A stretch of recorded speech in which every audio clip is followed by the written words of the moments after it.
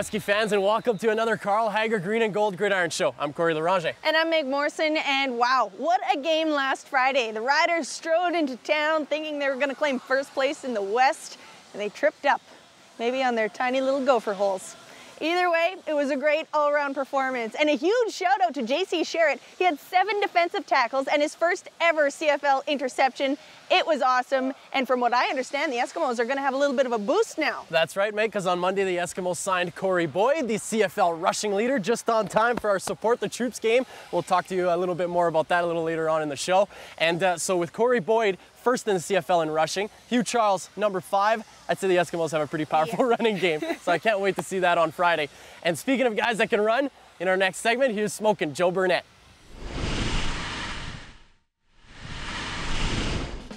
Usually day of Friday, we start off with a little walkthrough, getting everybody mentally ready, position-wise, and lining up and whatnot. Do a little walkthrough, stretching, and then from there we'll go through a blitz period, a skelly period, a team period, and then special teams all in between those periods. And afterwards is always getting extra work, whether it's punt return, wide receivers, quarterback, timing routes, lineman, hand position, and stuff like that. So that's pretty much a full day as far as on the field.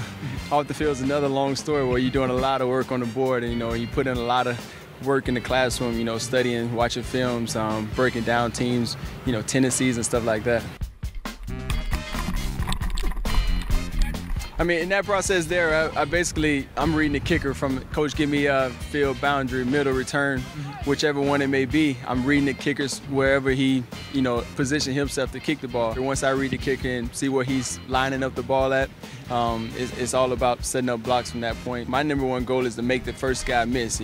Some schemes we got where we let some guys go free, and that's the returner's man, basically. So if we got man across the board, that's my guy. I got to make a miss. After catching the ball, that's my second thought, setting it up and then making the first guy miss and going to the house from there.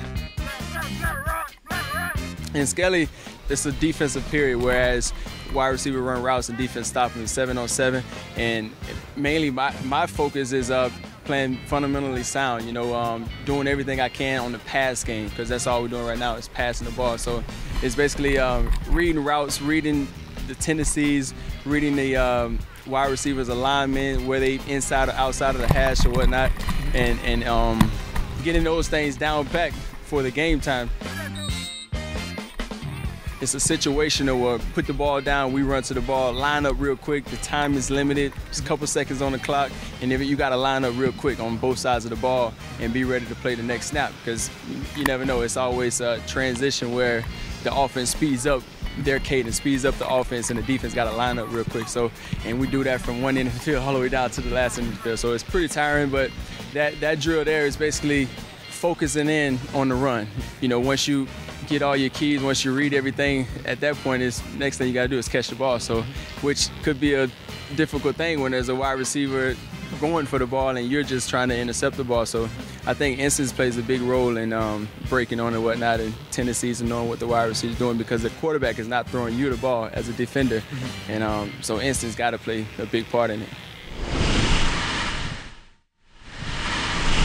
What a season Smokin' Joe's been having, and I'll tell you what, he may play defense, but he's been putting up points left and right, and once again this past week returned a fumble for 44 yards for a touchdown. Yeah, not too bad. Now up next is our To The Core segment, and first off, we'd like to say a huge congratulations to Mark Kay. He was previously profiled in To The Core, and he won the 50-50 last Friday.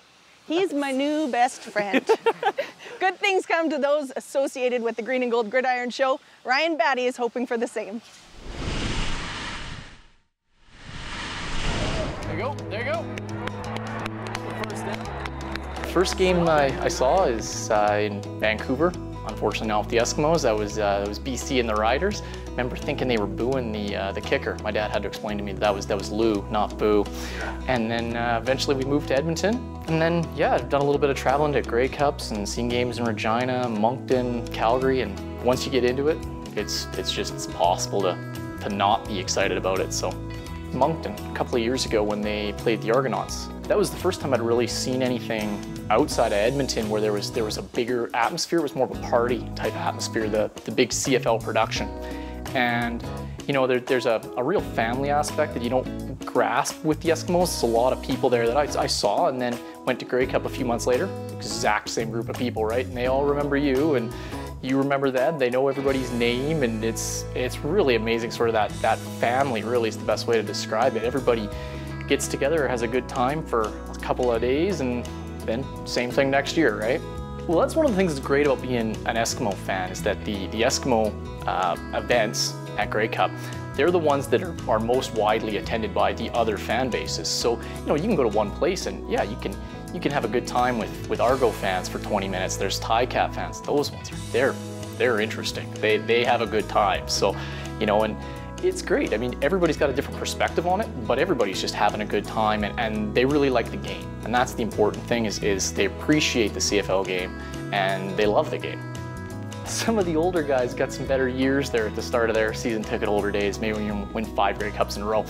I didn't really get that. We got a Grey Cup early and then kind of wandered through the wilderness for a few years there, but it's certainly turning around now. That was the first home playoff game that I'd been a season ticket holder for last year. It was a different experience, and something I think I would appreciate if it continued. Yeah, I can't imagine not having season tickets anymore. It's an entertaining game. I mean, there's a lot going on. It's different than the NFL. It's not better, it's not worse, it's just different. Nothing's ever over in the CFL. I've seen some crazy comebacks, and that's, yeah, both ways, I guess, unfortunately. I can't imagine not going to the games.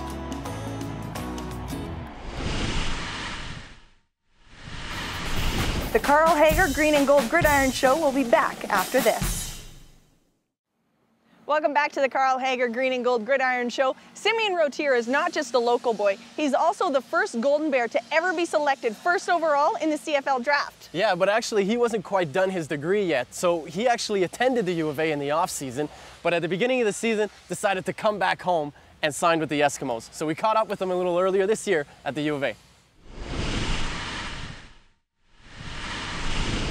I grew up about an hour and a half north of Edmonton, in just outside of a small town called Westlock, and we had a dairy farm growing up, so a lot of early mornings milking cows and making hay or whatever, just busy on the farm.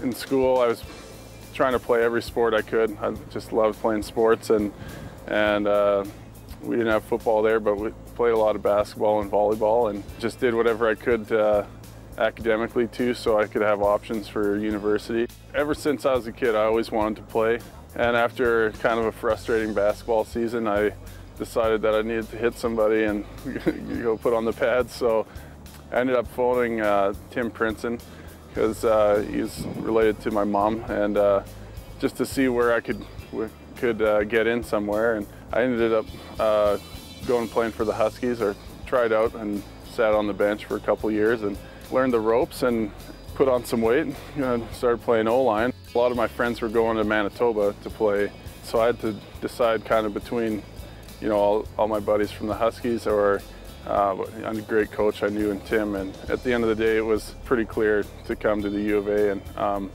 you know, I came mostly to play football, but it worked out well that you know, I was able to come and take school and you know, learn some things that I probably wouldn't have learned on the farm, more in a agricultural business degree.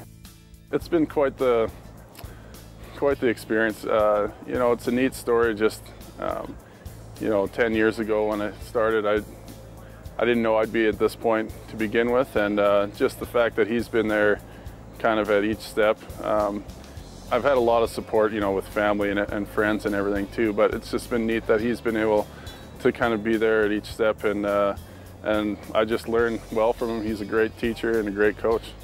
A lot of it is credit to the staff here at the U of A, and I've worked with some professors who've been pretty lenient to, they understand where I'm coming from. And just the last 3 years being in Hamilton, I wasn't taking school during the season. Agriculture here it's a bit of a specified kind of degree, so there's not a lot I could take online either. I've been coming back in the winter and taking courses that I can. It's been a slow process, but it's something that it means a lot to finish. I want to finish well, and yeah, have the piece of paper that says I did it. The SiriusXM Rock the Grey Cup contest is an opportunity for local emerging Canadian artists to get a chance at performing at the Grey Cup Festival in Toronto for the 100th anniversary. And our local band is represented by Pistols at 20 Paces, and we have the lead singer, Jack, here with us. Give us an idea of how you got chosen for this contest in the first place. Well, we've been performing here in Edmonton for the last couple of months, just started this new project, and there's a list of names submitted through the Eskimos and through Sirius, and I guess we rounded out the top of the list, and they felt that we'd be a good rep for Edmonton and the Eskimos, so we're honored to be a part of it. And so to be a part of it, you guys are actually going to perform outside of Gate 9 at the entrance of Commonwealth Stadium before the game, so fans can come in and check out your concert. What does it mean for you, I guess, to have an opportunity to play here in front of so many people just outside of Commonwealth Stadium?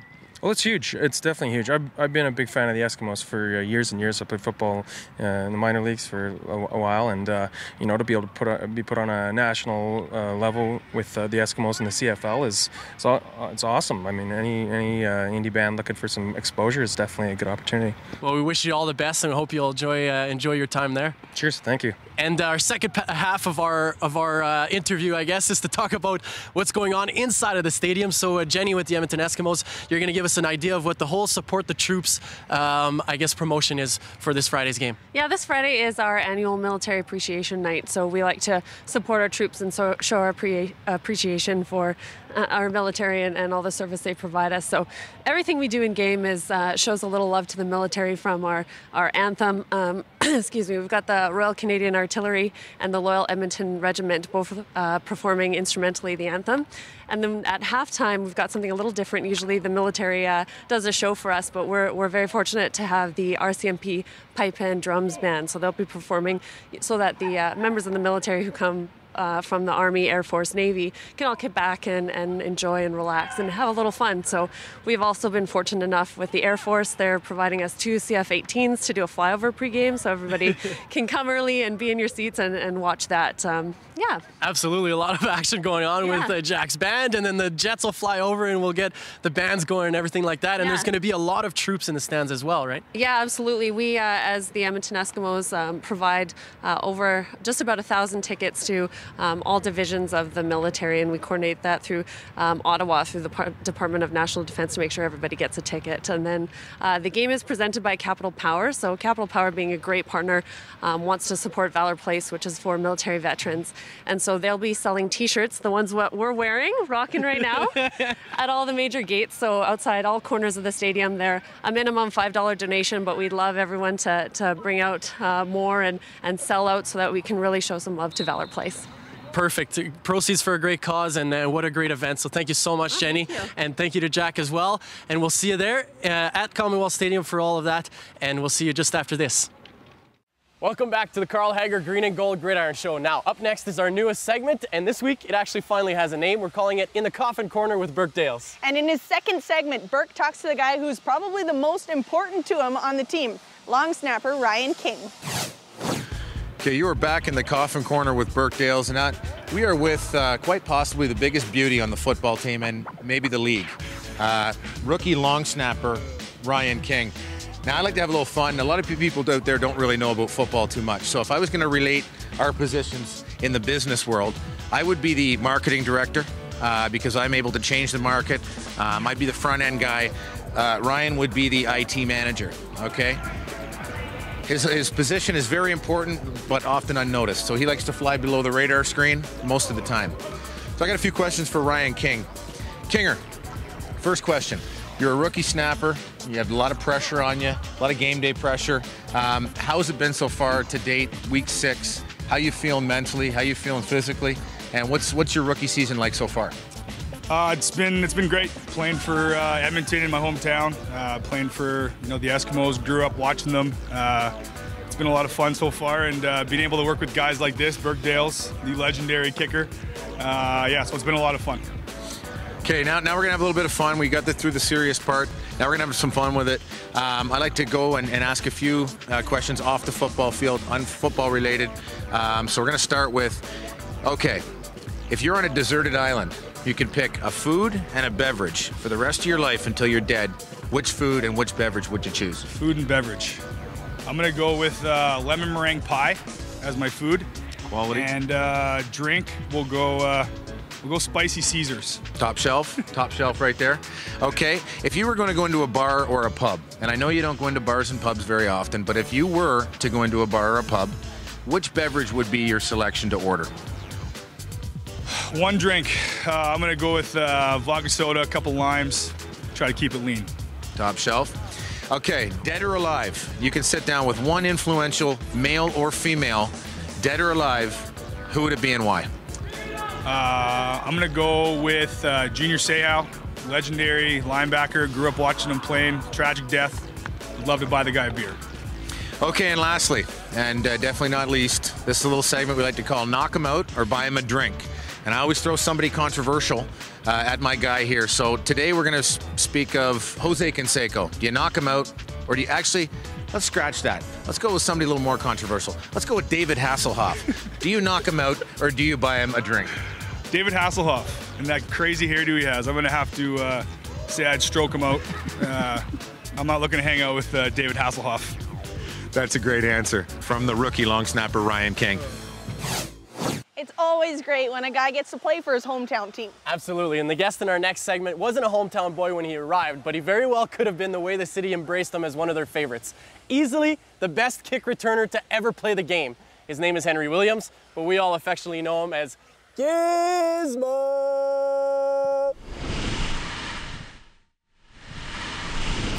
I was playing with the USFL League first in 1885. The league folded and the NFL bought us out for $1. So I was just sitting at home, you know, waiting for some NFL team to call me. And I got a call and he asked me to come to Edmonton. I had no idea what Edmonton was or what to come up here and play football. But one of the stories people don't know is that I supposed to went to Calgary. It was two Williams guys. I guess they thought this guy was so good because he was 6'2", you know, tall guy. And the guy go, well, we taking this one, you go on to Edmonton. And then they found out they had the wrong guy. And I never forget Hugh Campbell asked me, he said, well, Giz, it's up to you what you want to do. And I said, I'm staying here. I can't see myself red and white. I never forget the movie Gremlins came out that year in 1985. And Reggie took all the rookies out that night to see the movie.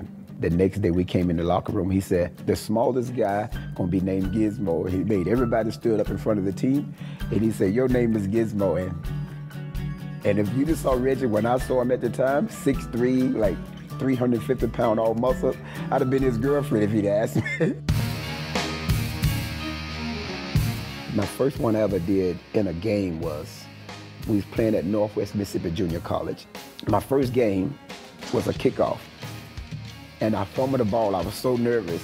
The ball hit. Instead of me downing the ball, I was so nervous, I just took off with it. And I went 110 yards all the way. And as soon as I got in the end zone, I just flipped. I don't know, I had no idea what made me do it. From that day, I did the flip. I had the one time, I did a touchdown, and I came off the football field. They booed me. I had to run all the way back on the football field and do the flip. So, and ever since, I just stuck with it. The Gizmo will move back behind the goalpost. He kicked it right, but I was on the left side, come to my left, and he missed it to the left. And I ended up coming right. It supposed to have been a middle return, but I ended up going all the way across the football field, right? And I always said, if you get through the first line, you don't have but maybe 3 other guys to beat. I made ESPN during the Super Bowl. I never forget, they would say, they go, we're gonna take you back to Canada and we're gonna show you Henry Williams running back a missed field goal. And they did it the whole game. They started off me running the ball. Then they had halftime, I'm still running. And then at the end of the game, they go and they still running. I think that was one of my best highlights I liked about it. Ron Lancaster had told us, they had beat us early that year. I never forget, Ronnie said, we're gonna get them back. And he told us that night when we was gonna play Winnipeg in the Grey Cup, he said, we're gonna win this game. He told his wife, and he said, I told my wife, we're gonna win this game. And for some reason, I had a feeling we was gonna win that game. All games are different except the Grey Cup. If you don't win it, it don't mean nothing. I can't remember none of the Grey Cups that we lost. I was in 5 Grey Cups, and I remember the one we won in 93 and 87. The ones that you get there is just another game if you get there. You have to win that game to see what you want to see what it feel like to win. And And I think that's the most important thing now, that when guys go to the Grey Cup, who've been there before, they know what it's like. Awards and stuff, you know, that's for my son, grandkids, or whatever. But I think for me, when I go back and look at it, is walking off that field, helped that the hits and stuff that I took, to do that for 18 years and walk off the football field, that's my glory right there. That's mine. My biggest job I do now, I'm more of a public speaker. I do a lot of speaking. I do a lot of companies, business. I talk about the importance of teamwork. And I do a lot of stay-in-school program. I still work with the stay-in-school program, drugs and alcohol with kids. And I do a lot of charity stuff, especially MS, because that's where my mom and a lot of people in my family died from MS. So most of them are public relationship guy. So that's what I'm doing. I do a lot of PR work for myself like that. When I'm speaking, I can get rid of a lot of emotion, things that I want to talk about, and things that I don't have to hold in. And plus, I got people that listen to me. You see what I'm saying? A lot of people, I think sometimes people like to go, you know, go to a psychiatrist for a lot of different things, because I have a lot of things that go on through my life. But that's a time for me when I'm speaking where I can release myself and be me. And then I can let people understand who the person that I really am. I mean, you guys know me as Gizmo Williams, but nobody know me as Henry Williams. Once people get to know that person of me, then they understand where I come from and stuff. And when I'm speaking, that's where I carry most of my energy at, and that's what I like doing more than anything. When Hugh Campbell was the general manager, real close friend of mine, like a father to me, I always told him one of these days I'd like to come back and work with the Eskimos. But more as a personal trainer, I want to be more like an ambassador for some of the guys for them, you know, and I know what got me to the next level, the training and some of the things we do, and I know it's something that I have inside of me that each and every guy can get something from me. If you know you got something that you know you really can help someone else out, why not do it? And that's what I want to do. I like to come back and be the personal trainer. And you know, in the CFL, we'll play on a Monday and play again on a Thursday, or play a Monday and play on a Friday. We got 3 or 4 days between. So you need to know how to make your body come back quicker. So those are some of the things that I think I'm gonna bring back to the guys, and fun.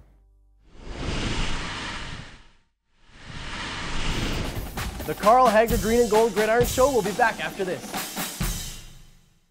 Welcome back to the Carl Hager Green and Gold Gridiron Show. What a game last Friday. Our defense was on, our offense was on. Saskatchewan couldn't keep up. They cried their little gopher tears into their little gopher pillows. And we might hear a little bit of it in our next segment, Sounds of the Game. It's not what's about to happen that's most important. It's what has already happened. You've already prepared your minds. You've already prepared your bodies for success. Now it's about translating that onto the field tonight for 60 hard minutes.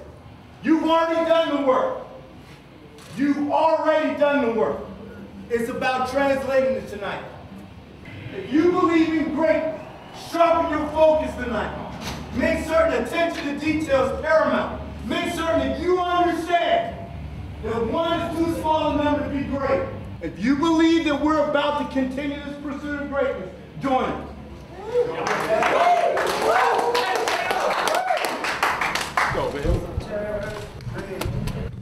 Got it. It's about the double E, guys. Every day it's about the double E. And double E means tonight, everything excellent. Let's go out and assert our will. Our will on 3. 1, 2, 3. Our will. Let's go. Do you believe in the coaches? I believe. Do you believe in the man on your right? I believe. The man on your left? I believe. The man in front? I believe. The man behind you? I believe. How y'all feel? How y'all feel? How y'all feel? I got my dogs in the house.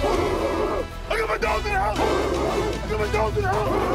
What time is that? Game time. What time is that? What I want? What I need? What you got? What I want? What I need? What you got?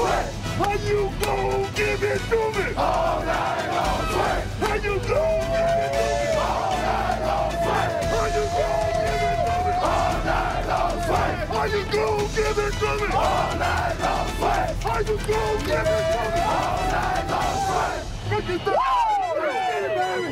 Hey, let's get it done, guys. We haven't lost at home. We're not losing tonight. Ball on 3. 1, 2, 3.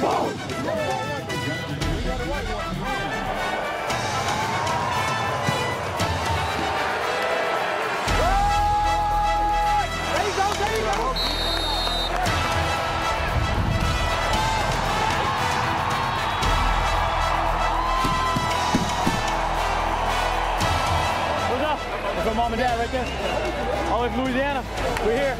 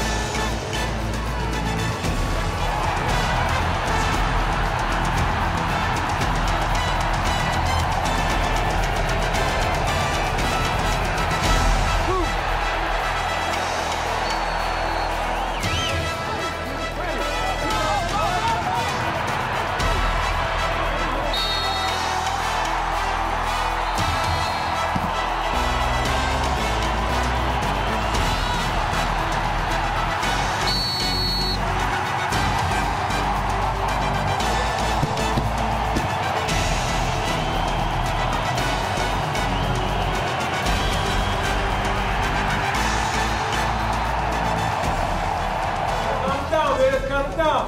1, 2, 3, 4, 5, 6, 7, 8, 9, 10, 11, 12, 13, 14, 15, 16, 17, 18, 19, 20, 1, 2, 3, 4, 5, 6, 7, 8, 9. Let's go.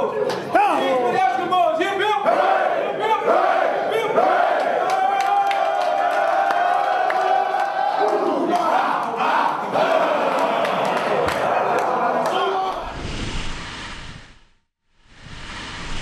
And that does it for another episode on the Carl Hager Green and Gold Gridiron Show. Good job, Meg. Good job, buddy. Always more fun when we beat the Riders. Yeah, I'll say. And hopefully next Wednesday night we'll be talking to you about another big Eskimo win. That's 7 p.m. on Shaw TV Channel 10. And you can also catch us online on esks.com or shawtv.ca. And make sure to visit all of our social media. You have YouTube, Facebook, Instagram, and Twitter at The Gridiron Show. Now we've got the momentum going. We got to keep it up. We are the only team in the CFL that's undefeated at home. So we need everyone in the Eskimo Empire down here this Friday at 7 o'clock as they take on Les Gentils Alouettes. Ooh, la-di-da, Miss Frenchie. I like it. Well, you're not the only one that knows French. I just don't throw it in everyone's faces like you do. Bet your last name isn't even Loranger. It's probably Loringer. Okay. Morisson, how's that? Yeah, that's better. I like it.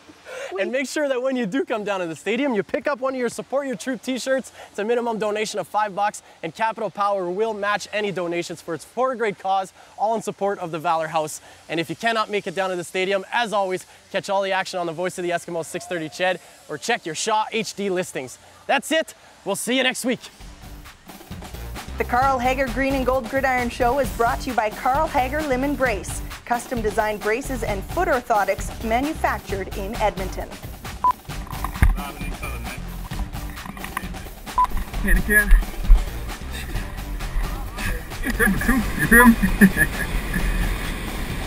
We'd like to say a big congratulations, and I got so much hair in my mouth that I might as well stop talking. It's called In the Coffin Corner. 3-3. Burke Dales. 3-3. Sorry. That's it. That's the segment. Roll it.